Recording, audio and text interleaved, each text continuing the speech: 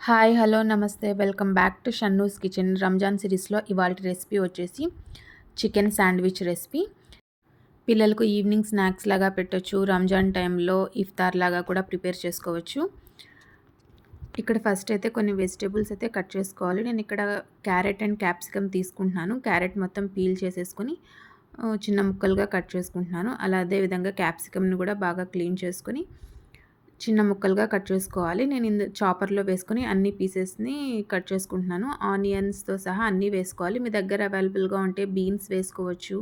Cabbage కూడా వేసుకోవచ్చు. నేనైతే జస్ట్ క్యాప్సికమ్, క్యారెట్, ఆనియన్, ఒక 4, 5 వెల్లుల్లి రెబ్బలు వేసుకొని ఈ విధంగా చాపర్‌లో సన్నగా చాప్ చేసుకున్నాను. ఈ విధంగా చాప్ చేసుకుంటేనే మా పిల్లలు తింటారు. అందుకని నేను ఎప్పుడూ చాపర్‌లోనే చాప్ చేసుకుంటాను.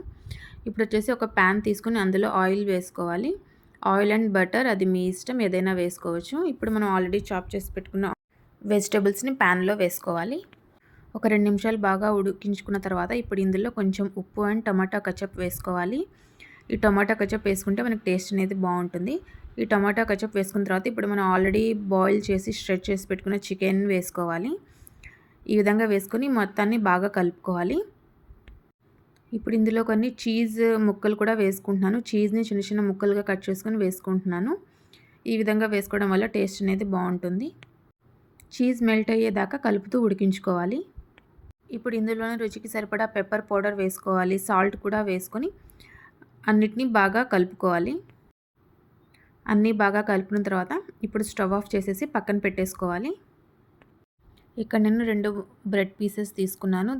రెండిటి మీద బటర్ అప్లై చేసుకుంటున్నాను. రెండిటికి బటర్ అప్లై చేసుకున్న తర్వాత 2 బ్రెడ్స్ మధ్యలో శాండ్విచ్‌ని పెట్టేసి మీడియం ఫ్లేమ్ మీద 2 సైడ్స్ 1 మినిట్ కుక్ చేసుకుంటే మనకి హెల్తీ శాండ్విచ్ అయితే రెడీ. ఇందులో నేను మయోనీస్ కూడా యాడ్ చేయలేదు. చాలా హెల్తీగా ప్రిపేర్ చేశాను. తప్పకుండా మీరు కూడా ఒకసారి ట్రై చేయండి. ఈ విధంగా 2 సైడ్స్ మంచి గోల్డెన్ కలర్ వచ్చేంత వరకు కుక్ చేసుకోవాలి. ఈ రంజాన్ సిరీస్‌లోని చికెన్ శాండ్విచ్ రెసిపీ కనుక మీకు నచ్చినట్లయితే షన్నూస్ కిచెన్‌ని లైక్ చేయండి, షేర్ చేయండి అండ్ సబ్స్క్రైబ్ చేయండి. మీరు ట్రై చేస్తే మీకు ఎలా కుదిరిందో నాకు కామెంట్ సెక్షన్‌లో షేర్ చేసుకోండి. Thank you for watching.